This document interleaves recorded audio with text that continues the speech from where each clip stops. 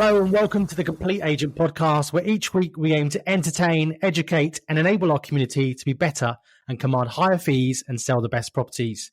As ever, I'm joined by Ian Storey and David Warburton, not the Tyson Fury and Gary Neville podcast, as everyone seemed to think it was last week. How's your week been? Good. Very, very good, thank you. A diary filled with valuations and some good stuff going on, actually, yeah. So I have to say, my front end at the moment, it's all going to come sort of back end of the month, early February, as in instructions, if that makes sense. But I've been to loads of stuff, and it's a lot of good stuff brewing in the background. Yeah, I can only say good for us as well, really. Me and Phil picked up a cracking instruction on Friday afternoon, which rounded off the week really well. Another good one yesterday as well, so good. We've not agreed a sale for about a week now. But, you know, it's like they're like buses, aren't they? Suddenly 3 will come along. But there is good, interesting stuff. There's viewings across the board on everything, pretty much. A couple of low offers back end of last week that we're going to try and increase. But generally, on the whole, I would say very good. And that diary stacked out with valuations. That's just good. on that, Ian, quickly, are you finding the same? Obviously, you're not too far away from me. I'd say loads of activity in terms of viewings and offers. Yeah. We've agreed some great sales this month on both brands. But are you finding that people are doing deals? Do you mean people are having to do deals to sell? Yeah. There's quite a few cheeky offers going in, but would you say that... Are you seeing people resisting now? Because obviously over the last couple of years, I think it's fair to say vendors have had all the power. Yeah. And I'm still not seeing a buyer's market as such, but the opening offers now they're never on the money, if that makes sense. They're always trying to get a deal. I have to say, Matt, I really find it varies. I mean, the last 3 that we've agreed have been either at, one was just slightly under marketing price, but either at or over marketing price. Yeah. So I don't find people are really having to do deals. Interesting. No. We're a bit both, to be honest. We've the stuff that we've picked up off other agents, where we're second or third agent in, we've found that we've had to kind of come to a compromise and help our clients with their onward in order to get the deal put together. It's a classic example with some of them that they've been on the market for probably 10% too much money. Didn't win it at the first sort of bite of the cherry, and then they came back to us. We kept in touch, and we've sold it for less than we originally valued it at now. But as we know, it's difficult, isn't it? You know, you can't sell something for a top price once it's been exposed and on the market for 4 or 5 months.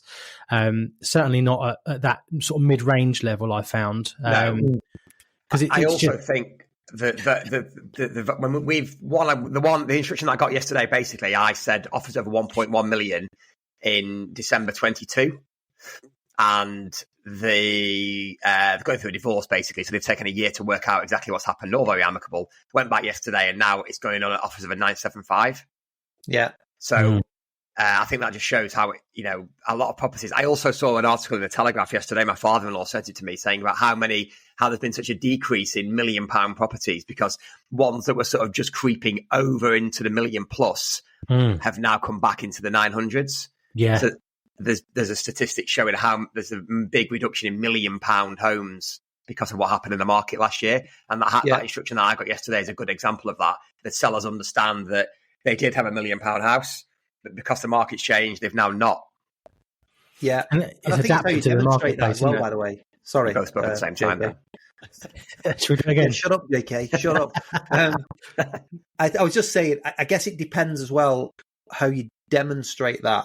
It might seem like an obvious thing, but and I guess it's a whole other podcast. I put a post on our group last night, but based on what are you actually telling your clients at the moment, what research are you doing before you go to the valuation, and how are you demonstrating that the value has changed, particularly if they have been on the market with another agent for a long time, because you'll tend to find that stuff has been sticking, but the advice that they got from day one has been so poor and so far off, and it's cost that vendor so much more money, because especially, I think we touched on it last week and I won't dwell on it too much, but when you're in a rising market, it doesn't matter if you're on the market for too long in some respects, because the market's going up, But in a market at the moment that's a little bit more volatile, and I know we've all had good starts to the year, it can seriously cost the vendor a lot of money because the market could be dropping from their actual value, which was a lot less than it has been perceived by the original person that valued it. So yes, it's really important that you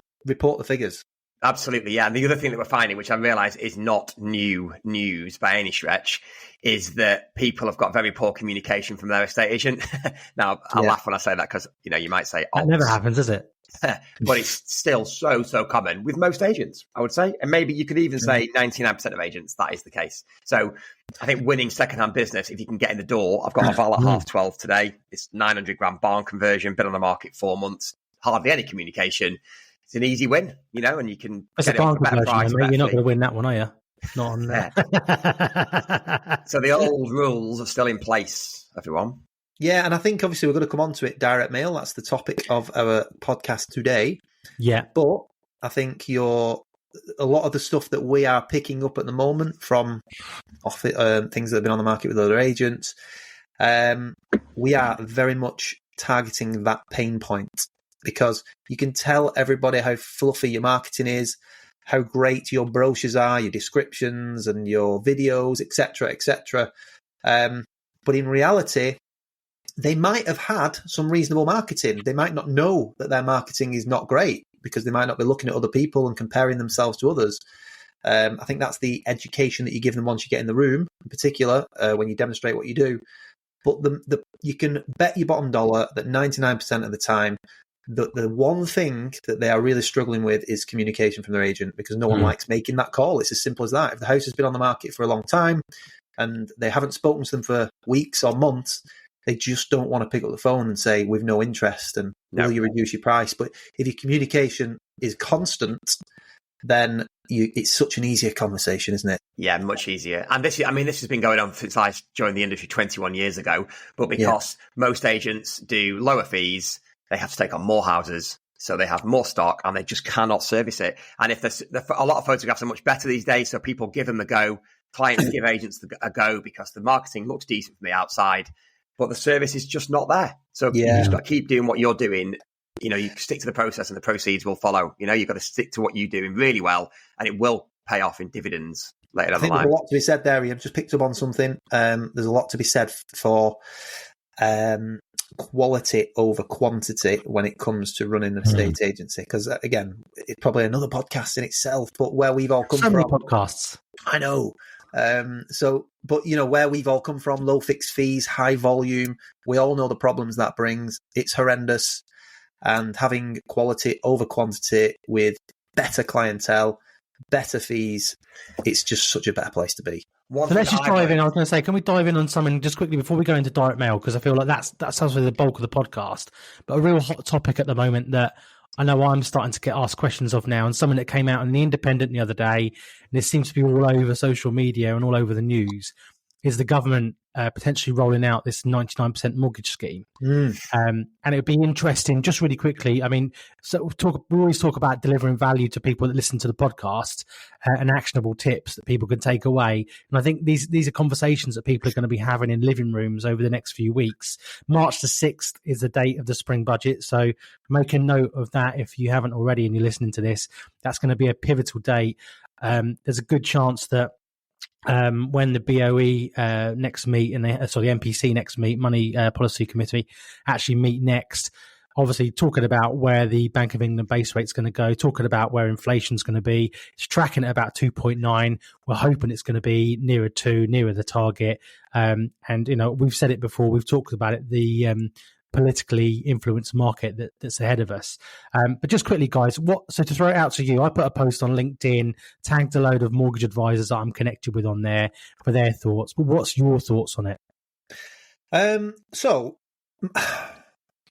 my view is that it's obviously we've got 95% mortgages already, and it can help the market. The issue is it's how the media report this, and consumers jump on what the media is reporting. So one of the most popular conversations I was having last year in a trickier market, when interest rates were going up every single month and buyers we knew had dropped out of the market. But if I was in the pub or just somebody got wind that I was an estate agent at a party or whatever it is, the one thing that they always say to you last year, or they would always say is, oh, it's a bad time to be selling a house, or you shouldn't be buying a house in this market, should you? And obviously it's like, well, why? Then you start getting into what are your circumstances? Is it for your family or is it just to make money? And you go into all that sort of stuff. But now it's more optimism because the media are saying inflation has come down. Wage growth matched inflation last year. So we've not seen the drops in property prices that we expected. And interest rates now, although the base rate hasn't come down, the banks bought in early and they're now having interest rate wars. So there's some really good deals to be had. So they're not actually delving into any of the detail to see how that will affect them. They're just reading these headlines and seeing, oh, right, great, the market's good. And then they'll get back out there again. I suppose the point I'm making is if it's reported that there are now 99% mortgages, then I think it's probably going to have from our point of view, a positive effect on the market because things will kick off again and things will start to sell quickly. You never know, we might start to get the bidding wars, but soon you'll be in a position where it may be that prices start rising to a point where, well, I don't know, we had 10 years worth of growth in 3 years in our area. We don't want that. As much as it's great for us, and 2021 and 2022 were fantastic years, everything you listed sold. Really, we don't want that. It's not good for the economy, and I think that probably would lead to a recession if we had that sort of experience. And again, and it's the only worry I have for these sorts of headlines and potential deals is that it could lead to a bit of a frenzy again, and it's not real. I'd rather have consistency in the market.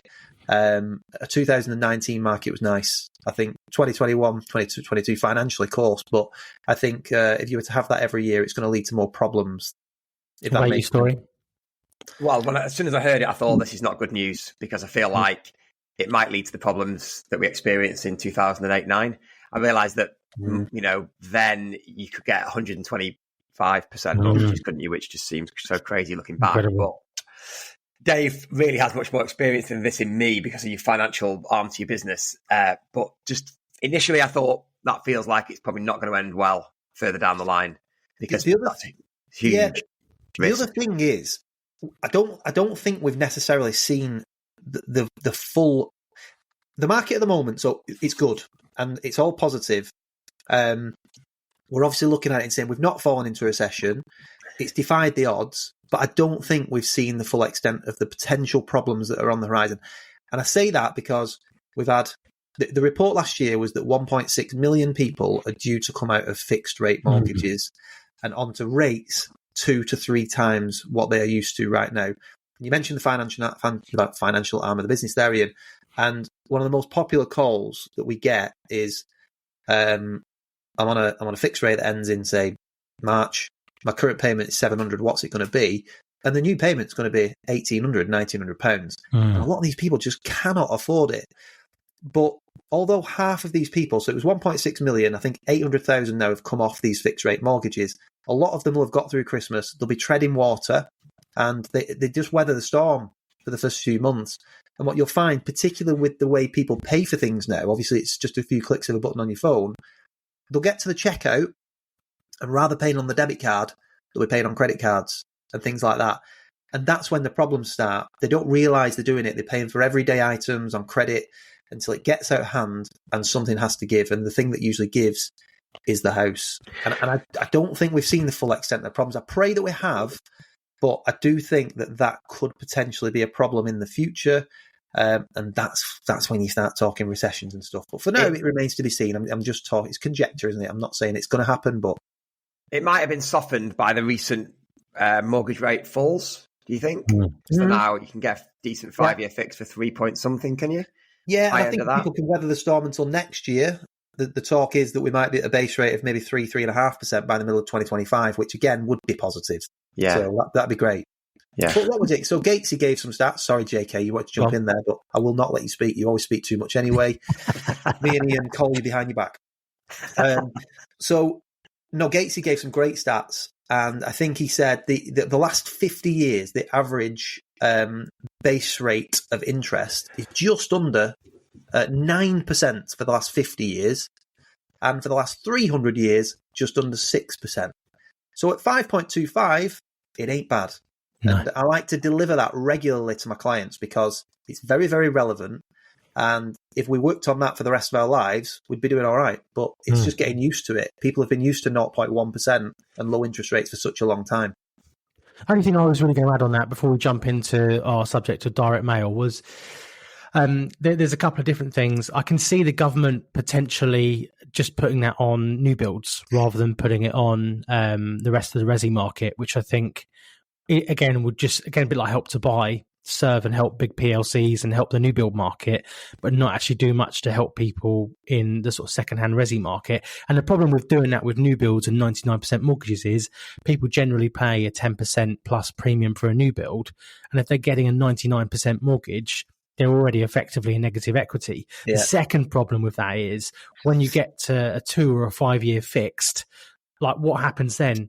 If there's no 99% products around and there's been no growth in the property, do you then go from a 99% mortgage on, let's say, 6.5% and come out of the fixed deal on the lender's standard variable rate, which could be 8, 9, 10%? So then do we then end up with an even bigger problem, kicking the can down the road 2 to 5 years? Exactly. So we've had a housing crisis in the UK since the 80s, and I get that they need to do something with that, but I don't think new build is the answer. And equally, I mean, if we look at it really quickly, there's a 100% mortgage available to renters with places like Skipton. That hasn't been fully taken out, and I do think that I can see both points that you guys have made in terms of will it actually inflate the market? Will it then lead to sort of 21, 22 market again, which I don't think is healthy for anyone. So that's just my 2 pence. So should we jump in and talk about direct mail? Can I say 2 things first? No. When I go, the first one is, God, I miss 2021. I'm sure everyone was missing 2021.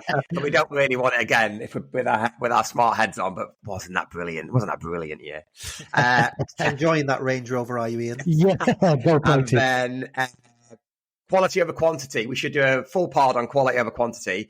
The one thing I want to say is that in my business, by only going for quality, what it's actually led to is a large quantity of quality homes. that Peter Piper picks a pickled pepper for an agency. That might sound ridiculous, but that is true. That by going for quality, you get a reputation for it, so you get more quality homes. So it's quite nice. Like Ian on Facebook, you'll notice everything that he puts up. Like you put that 5 houses on a day. It seems like 5 houses a day. It's only quality. To fairness, Ian, it's representative of what you do, mate, because you're very, very good. You're consistent with what you do. And if you're consistent with what you do, and that's what we keep telling people, then the business will come to you in spades. And it's a nice problem to have, isn't it? It's not. We briefly touched on it last week. And again, it's probably a whole pod in itself. Yeah. But, we've got plenty to talk about, lads, haven't we? Talking's not a problem for us, is it? No. Having just your target market and actually being able to sometimes turn properties away. Wow. What a nice place to be. Mm-hmm. So I genuinely think this subject can be life and business changing for people. If you execute and you listen to what's being said here, take it on board. It has been for me.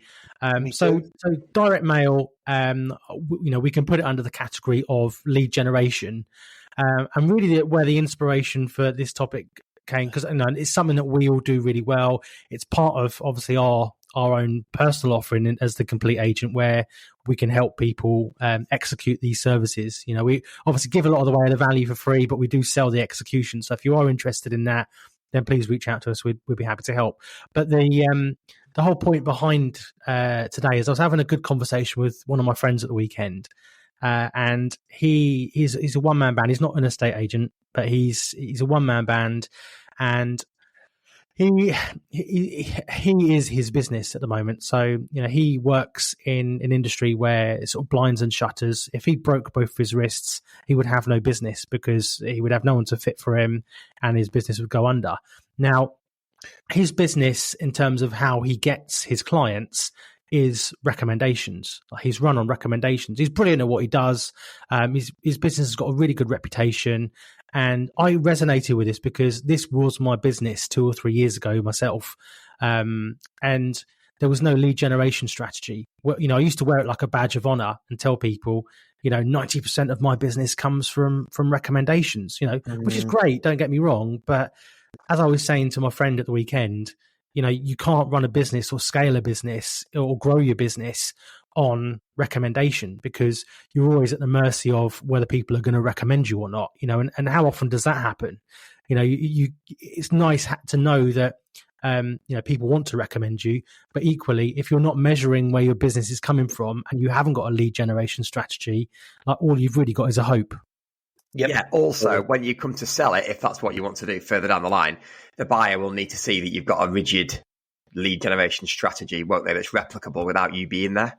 And I think what across all businesses, one thing I've learned ever since I got really serious about learning and trying to improve myself, like in business, not just agency and being a better agent, but being a better business owner. Because I'm one of the people that I fell into a estate agency and then kind of fell into business ownership. And for the past 13 years, I've been learning as I go. And it's only really in the last 3 to 5 years that I've got serious about numbers and being a business owner, that we're actually able to kind of move forward. So conversation I had with my friend, I kind of related it back to what we do. So, we go after the mid to high end with a lot of our lead generation that we do with our market updates. And I said to him, because his business, I guess, has some synergies with ours in that he supplies and fits shutters to high end homes. And I kind of said to him, look, to build your business and to get more business, you need to go after and be in the doors of those homes. And one thing that really resonated at the time, and it really, I think, was a light bulb moment for him, was on his fridge, because we were having a cup of tea in the kitchen, as you do. On his fridge, there was a business card for a guy that supplies logs, because he's got a log burner. And I said, how long's that been on your fridge? He goes, a couple of years. I said, how long have you been using him? A couple of years. Oh, no, only over the last 3-4 months. And I said, what made you use him? He said, it's been on the fridge for ages. We ran out of stuff to burn and I needed some logs. So I said, well, look, let's relate this back to how we do it in our business with lead generation. You could send 10,000 letters out, right, each quarter. And if you get, and I'm relating this to estate agency, not shutters, but go with me, it's going somewhere. 10,000 letters go out, right? And if you say you convert them, 0.1%, what's that? 10? Is that 10 vowels or 100 vowels? Can't do the maths quickly, Dave. You're the numbers man. Why would you ask a maths question when we're in the middle of a pod? You're going to make us look stupid. I'm Siri, not me. So let's say 100. It's 100, right? So it's 100 vowels. In 10,000 out, 0.1%. It's 100 vowels or 100 calls, right? You can see you doing the maths now frantically in the calculator. Sorry, I was just away from my desk then. What did you say? 10, was it? Yeah. It's 10. Okay, so 0.1 is 10. Yeah. Right. If you know that you convert half of those, yeah, that's 5. Let's say you convert 30%. Yeah. That's 3 of those, right? Your investment to get that level of letters out, we know personally, is probably about 14 grand. Let's say if you do it the most expensive way of doing it. Yeah. Yeah. And you get 3 of those out of the 10, and then let's say, for example, let's use really crap numbers, and you sell one of and complete on one of them, right? And we're averaging 10 grand fees roughly, right, on that sort of property. I know the likelihood is if it was £1 million property, it would probably be a lot more than that, but let's go with 10 grand. The way that I looked at it, and I sold it to my friend, was you do all of that, and you sell one house, and people might go, well, why on earth would you do that?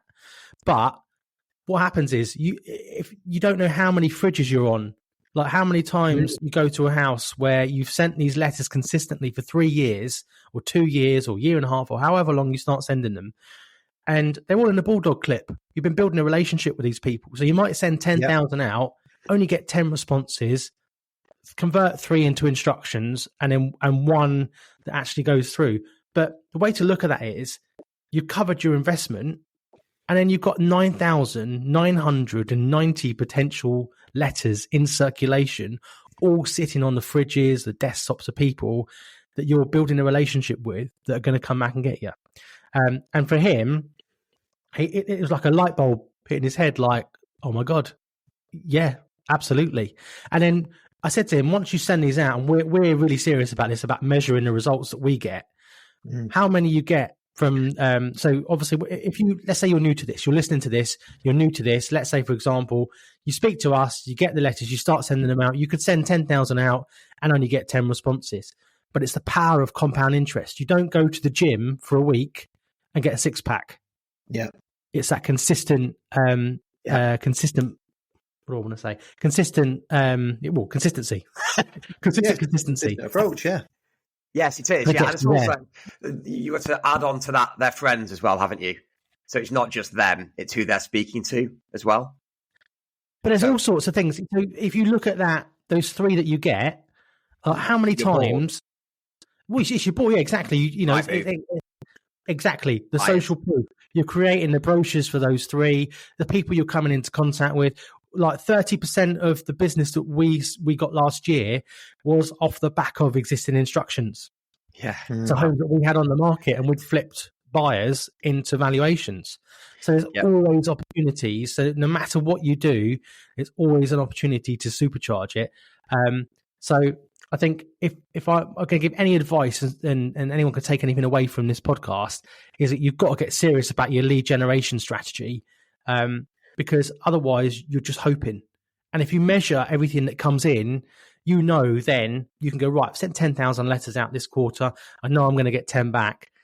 That gives you a gross kind of scalability that you can work from and go, well, look, I want to double that. So I'll send 20,000 out. But not quite how it works, but you have to consistently send those out for 3 or 4 quarters. You're not far off, JK, there. It does work that way. You've just got to keep doing it and doing the numbers. It's like you say, if you look at the front end numbers as units, the return, you might go, what?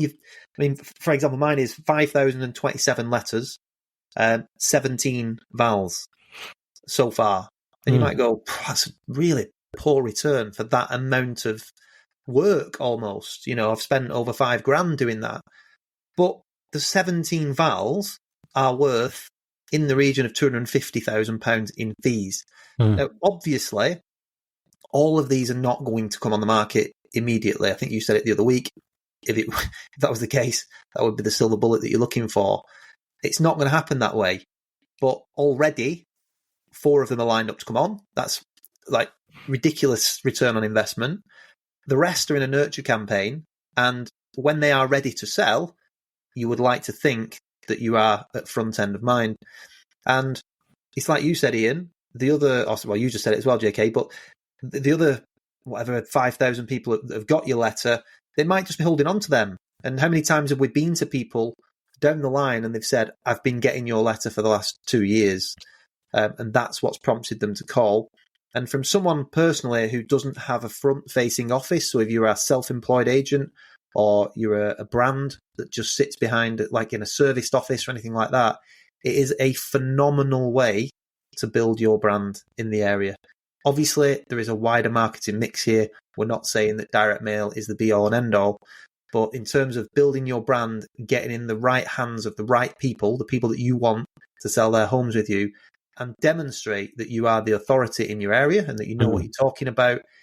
For me, there's been no better way than direct mail. It is a phenomenal way to increase your business. One thing I've also found that's worked quite a lot for us off the back of noms is people who don't, when I say nom, I mean obviously not on the market letter. So what I find has worked well for us is people who aren't going to sell now. So basically you send a letter, you're the only agent in the door quite often because they're not going to sell yet. So they've not invited anyone else in. So you're the only agent in the door.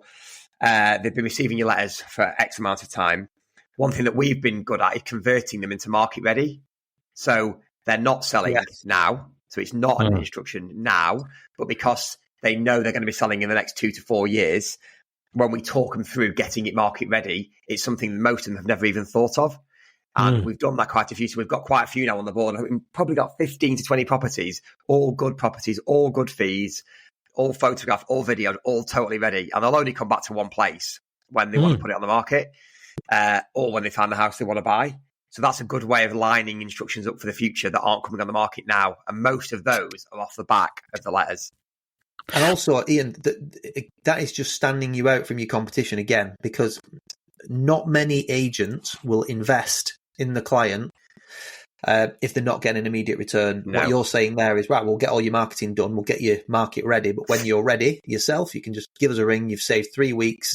Yeah. You can just press the button and away you go. Particularly, how often do you meet people where they say they come and view a house and they've not even had a valuation? Yeah. And they need educating because they think that they need to find their home before they sell. Yeah. And obviously you have to say to them, look, you're going to keep going on this merry-go-round where you find the perfect home. Yeah, and keep losing you then ring your agent and somebody swoops in and takes the dream property away from you. So like you say, what we always do, market or get market ready. Yeah, what we always do in Market Ready, so the Market Ready comes off the back of the direct mail in most cases. What we always do is when we've created all the marketing, we send it to them. So we send them the video because they send it to all their mates. Oh my God, look at this amazing. I can't believe how good they made it look. And we send them all the photographs. We don't brand the photos up. So they could go and use them elsewhere. They don't know. So we send them all that marketing and they love it. And then they tell all their friends. It works really, really well, all off the back of a letter. It actually changes the mindset as well. I always say this to clients. The minute you're market ready and you've received everything, your mindset will change. Yeah. And you'll probably be wanting to tick every single box for your onward purchase. And once you've done what you've done with the marketing and you've got your house ready, your mindset just shifts. And all of a sudden you start seeing more houses that match your criteria. It's like the Matrix. Yeah. Everything just looks perfect. It encourages them onto the market, doesn't it? Yeah. Of course, right, exactly that. So it's a great strategy, that. So in terms of mix of, so we talked about not on the market. We've got on the market letters as well. That's something we've had varying degrees of success with as well because we've all got different strategies, haven't we? We all kind of share between us and get sort of varying different results. One of the things that I like to use, so we'll talk about our kind of on the market letter that we've all utilised together, but it's putting processes in place. So if you use anything like Spectre, lots of people are using services like Spectre now. So you're going to land on the doormat at similar times, and I think we've said before the marketing message is going to be the same. One of the things that I found to be quite effective recently is postcards. And that's been really good for at different parts of the process. So I've got one of my team in the office as part of the process.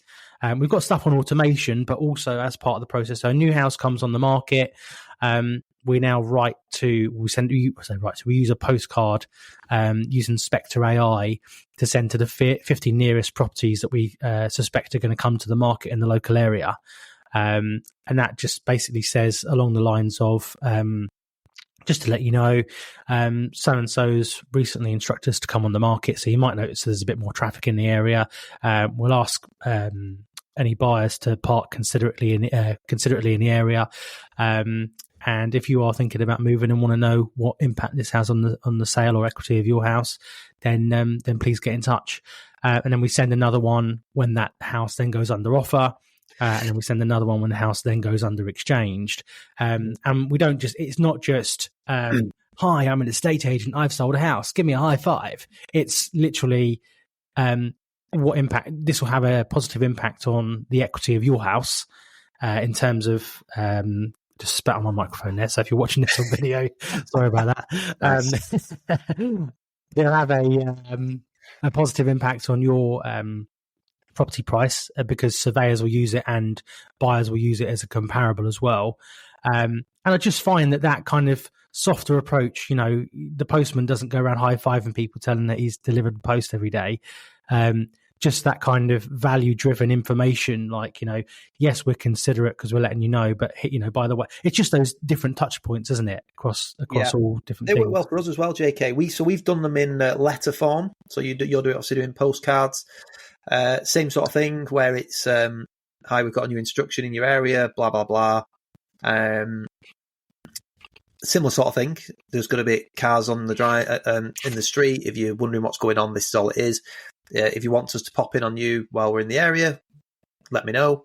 Same again, letters when it's actually sold, letter when it's exchanged. We actually do a completion letter as well, just to say this is the result of it. We do it. I always get the permission of the owner just to check that we're okay, and the new buyer that we're okay to let people know what they've paid for it. Get very, very little friction, but it's worked quite well because it's like it's a 4-step process. Then they can see the actual Sometimes it can obviously show that you've instructed it. They'll look at the quality of the marketing. They'll see how quick it's gone under offer.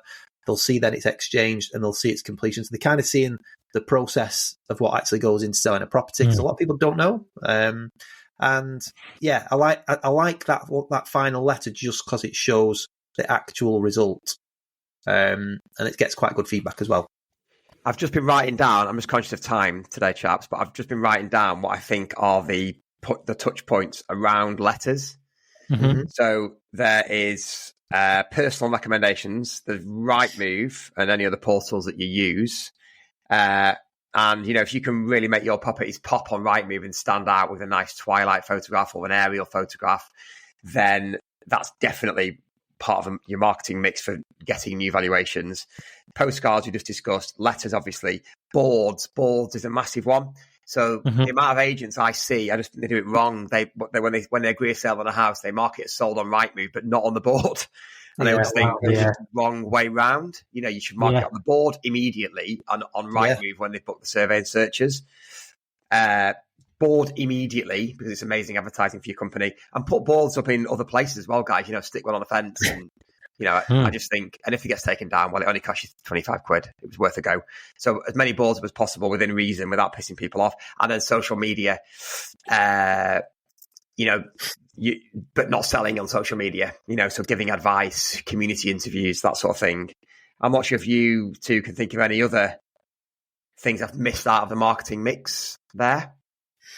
Social, boards, letters, postcards, Rightmove, personal network, and your website. Yeah, just I guess I think I've spoke about it in every podcast so far, but if you're perhaps alluding to this as well, Ian, but your own database is gold, isn't it? I mean, we've covered it quite a bit over the last couple of weeks, but your own database, you have to be in touch with your own database. Simple as that. Just every person. I mean, again, we use Street, but it's very easy to extract data from there and pop it into like a MailChimp.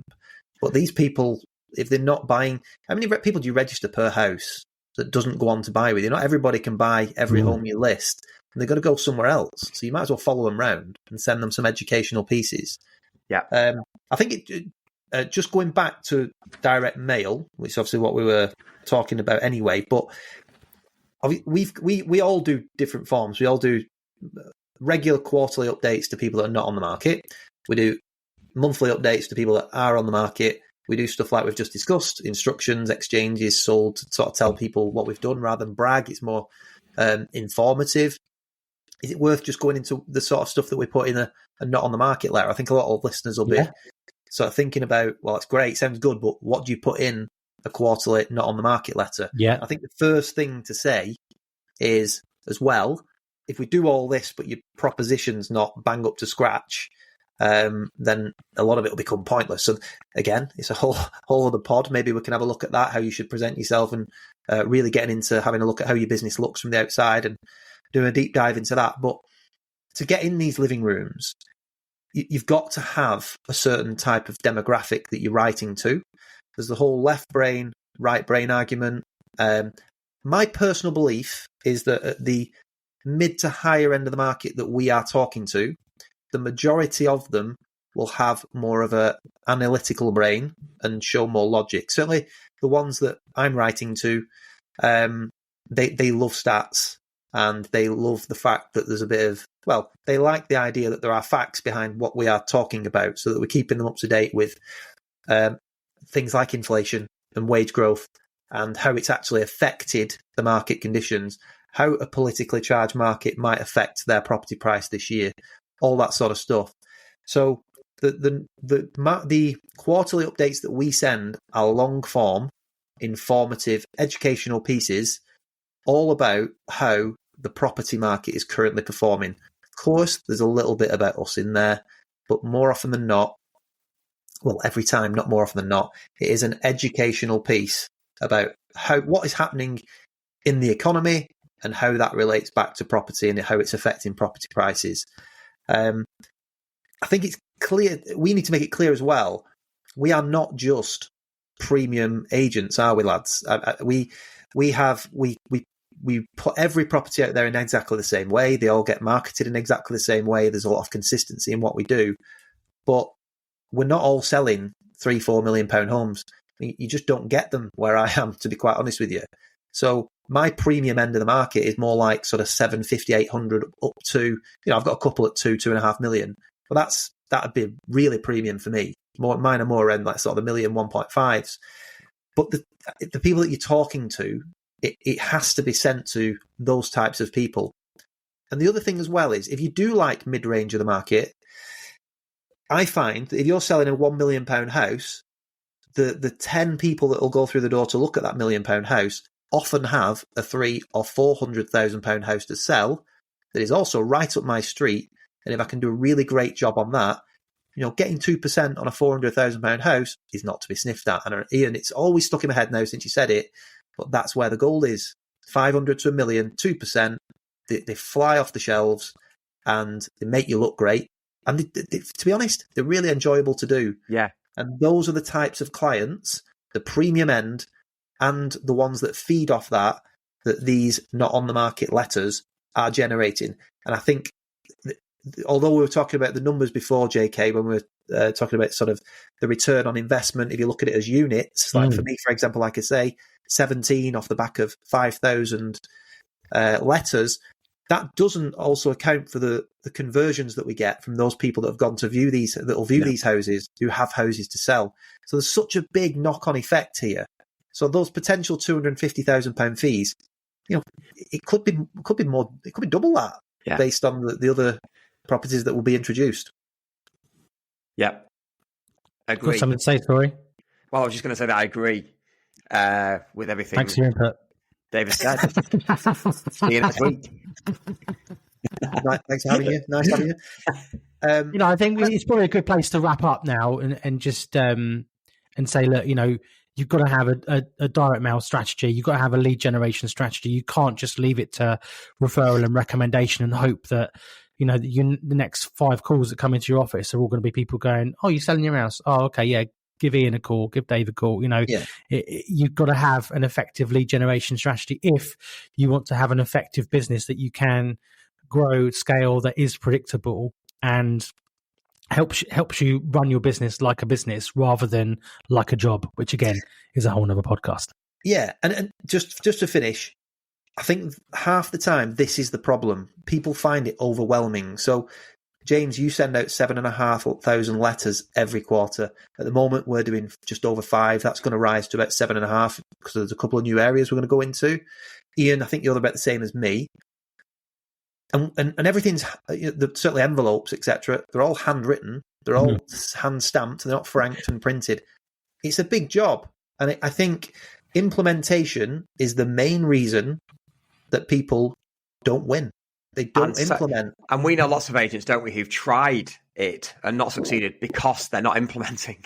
So you have to implement. And not having enough cash flow to do it is not an excuse for me. You need to find the money and do it because it definitely works. Invest. You execute it. The returns are massive. And when you break it down, so just dead quick, we send just over 5,000 letters every quarter, but we're not all frantically writing 5,000 letters in a week to try and get them off. Need a process for doing it. Exactly. So we've got the full quarter. There's 65 days for us to get just over 5,000 letters written. When we break it down, it's 21 letters a day, 21 envelopes a day per member of staff. It's not a lot. It takes 15 minutes. The 3 of us do it slightly differently, don't they? But don't we? Yeah. We've all got a process to get them out consistently. And doing a drip here and there every week, I don't think is the way to do it. I think the way to do it is to have a process for doing it in bulk every quarter so that they're getting the letter around the same sort of time, which those kind of people will appreciate. And just a little, I do have to go on evaluation now, but a little sales pitch from me, which is that obviously members of the Complete Agent, we will help them do this. So not only are we going to give the content, but we're also going to help them do what we do in much, much more detail. So if you're interested, then reach out to one of us. I mean, we've had quite a lot. We've got our first few members that have joined on board. But yeah, it's been a really good pod this week, guys. And as always, like, rate, subscribe, reach out to us if you've got any questions or suggestions. But yeah, see you guys next week. Cheers, guys. Bye, chaps.